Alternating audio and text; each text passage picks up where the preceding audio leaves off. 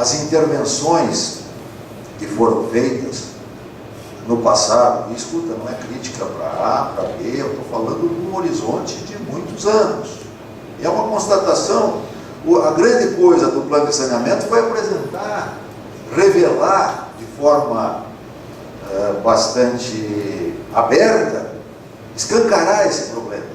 Foi visto isso nas reuniões comunitárias, onde a gente escutou um certo clamor por uma melhora desse serviço, pessoas que são constantemente atingidas nas suas residências por precipitações pluviométricas até baixas, né? Desvalorização dos imóveis, salubridade ambiental prejudicada. Então, é um dos problemas mais críticos, pela topografia e pela falta de uma diretriz para esse serviço, falta de um plano diretor para isso. Nós estamos falando nem da cheia do rio Tubarão, nós estamos falando da drenagem urbana, o escoamento das águas pluviais na malha urbana. E, aliás, o plano abordou isso. O plano não se estendeu à análise de controle das cheias do rio Tubarão. Porque o plano é sobre serviços públicos de drenagem urbana. Bom, o trabalho, como eu falei, é muito extenso, então eu vou procurar focar a ferida, vamos dizer assim, o problema mais grave que nós encontramos. Depois nós vamos falar sobre resíduos sólidos, mas eu prefiro me deter um pouquinho mais aqui sobre a drenagem urbana. E como que se tem uma diretriz, um plano diretor de drenagem urbana? O que precisa para ter isso? Em primeiro lugar, precisa-se conhecer o território para se trabalhar, conhecer a topografia, as declividades, as bacias, as subbacias. Nós não temos aqui uma base cartográfica confiável. Os trabalhos que nós analisamos têm falhas. E hoje, o que existe também já não cobre mais a área urbana. Por exemplo, Congonhas, lembrei aqui, não está dentro da base cartográfica desenvolvida em 2002, na escala para 2000, com curvas de nível de metro e metro. E esse levantamento de 2002 nós encontramos falhas. Então o que precisa para ter um plano bom aqui, onde a topografia é plana, onde centímetro vale ouro, onde se encontra redes de drenagem? Alguém disse aqui, a água vai para onde não deve. Muitas coisas estranhas. Nós precisamos conhecer a topografia. Então nós sugerimos desenvolver uma base cartográfica com altimetria numa precisão acima das que normalmente são desenvolvidas. Nós fizemos recentemente uma cadeira lá no mestrado de engenharia civil, até para nos atualizarmos, na área de fotogrametria, e estivemos visitando empresas que trabalham com aerofotogrametria no Brasil. E numa delas que nós visitamos, a Aeroimagem, em Curitiba, nós tivemos a oportunidade de ver a elaboração, a base cartográfica de Joinville, onde tem áreas também muito planas, com os mesmos problemas aqui de Tubarão. Curvas de nível de 20 em 20 centímetros. Precisão num sensor laser usado no voo de 5 centímetros de altimetria, lógico, com um apoio terrestre bem mais adensado, né? Mas precisão de 5 e 5 centímetros. É o que nós precisamos agora.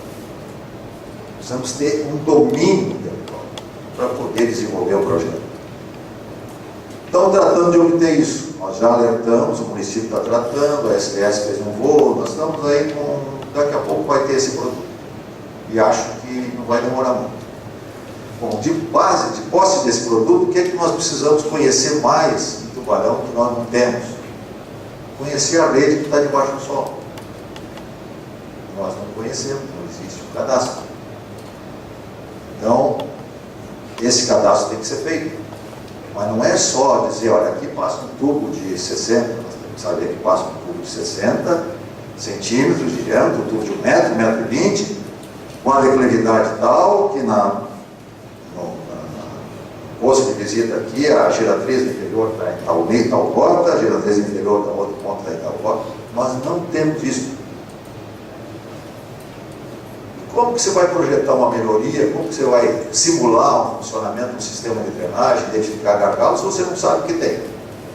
Então, este é o outro produto que o município precisa conseguir. Para que as soluções sejam dadas por um projeto abrangente, que contemple todas essas interações de bacias e subbacias, que a gente não cometa erros que nós encontramos aqui bastante graves, onde vai se adotar uma solução para um problema localizado, pensando que aquilo ali resolve, para todo mundo sair contente, termina de implantar, de fazer a intervenção, a primeira chuva que dá, a montante alaga todo, porque aquilo não foi dimensionado convenientemente. Até os problemas de cota não foram considerados convenientemente. Eu vou citar um entre muitos exemplos que nós encontramos aqui. E foi o primeiro, por isso que eu guardo sempre. Nós temos uma avenida, que eu cruzei por ela agora, a Padre Geraldo Spedman. Essa avenida, que é a da rodoviária, tem duas tubulações de 1,20 m de diâmetro de drenagem pluvial, que na altura de uma rua, eu acho que é Antônio Wilson, ela se comunica com uma tubulação de 1 metro, de 1,5 m, se não me engano. Ela se liga que vai levar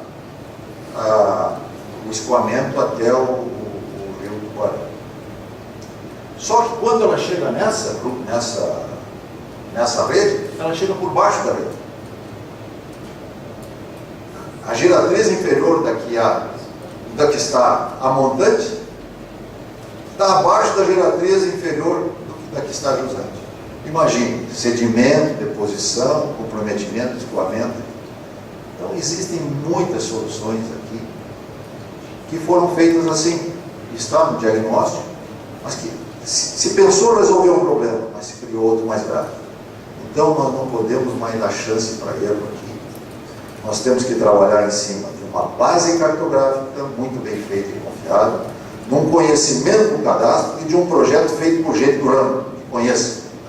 Selecionar muito bem quem vem desenvolver esse projeto aqui. Então, isso é que eu preciso na drenagem. Parece pouco, mas é bastante.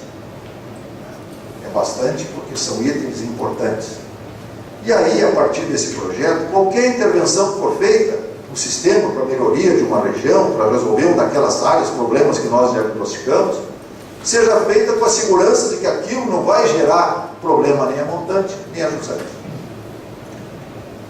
O plano diretor também tem que estabelecer atribuições de uso do solo. Tem área que não pode ter ocupação urbana, tem área que tem que ter ocupação urbana restrita, tem área que é acomodação de água. Aqui nós fomos ver que muitos bairros que foram construídos eram zonas de acomodação de águas de cheias, e foram simplesmente urbanizadas e sem uma solução para aquilo. Depois desse projeto, também a legislação urbana tem que ser modificada.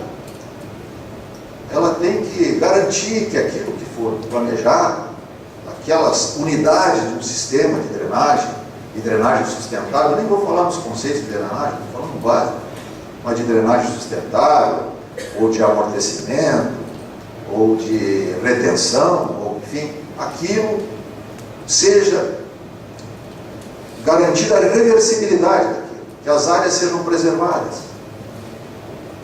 que não sejam ocupadas essas áreas, que os novos parcelamentos de solo não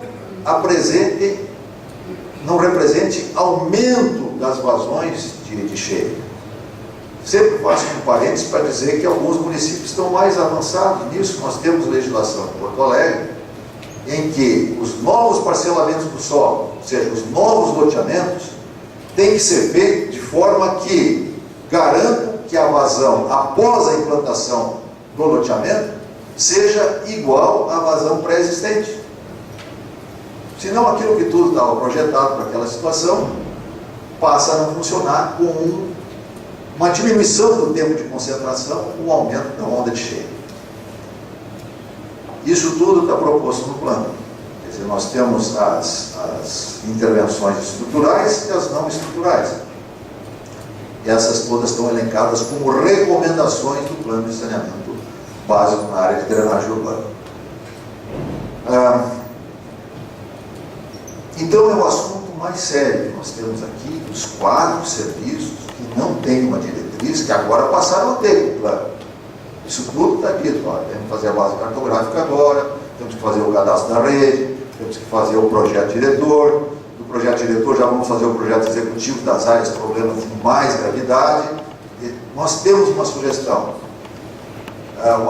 uma diretriz apresentada, e essa diretriz foi aprovada, virou lei e vai ter que ser seguida. Não sei quem é o próximo gestor municipal, mas ele está com a responsabilidade de dar sequência a um plano que foi aprovado sob consulta pública, embora tenha dito que não houve aquela participação tão intensa como a gente gostaria, mas foi feita consulta pública, foram feitas reuniões comunitárias, e está aí o plano que tem que ser seguido.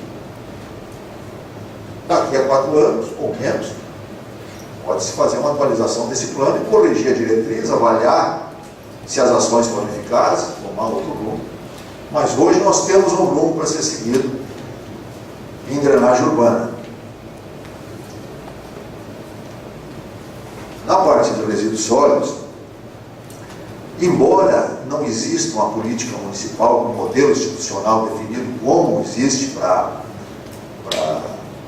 água e esgoto, né, que diz, olha, o modelo institucional será de concessão do serviço. Nos resíduos sólidos não tem uma lei municipal que diga esse modelo. Mas hoje a prática é de terceirização, tanto da coleta quanto do destino final.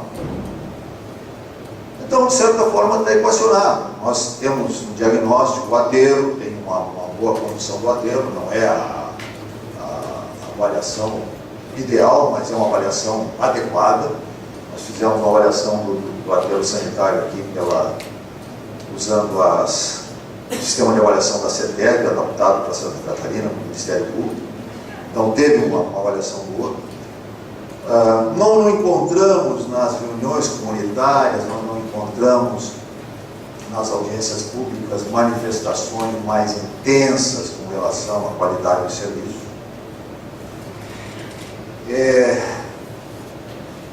Encontramos algumas lacunas que o serviço de resíduos sólidos não atende. Vou dar um exemplo. Daqui a pouco eu esqueço outro, mas vou dar um exemplo aqui. Resíduos volumosos. Nas visitas que nós fizemos a campo, aí acompanhado pelo Ricardo, pelo Adriano, aqui da Prefeitura, bom, não vou citar os nomes, porque daqui a pouco eu esqueço, o Djalmui, o próprio Dionísio, que nos acompanhou bastante com aquele trabalho feito pela Câmara. Nós encontramos diversos pontos de despejo de resíduos volumosos, que nós encontramos de monitor de computador, de sofá, jogado nas ruas, na área urbana, uma coisa que fotografamos até muitos deles. E a gente encontrou essa reclamação, quer dizer, que não existe um sistema de coleta formal e destino para esses volumosos.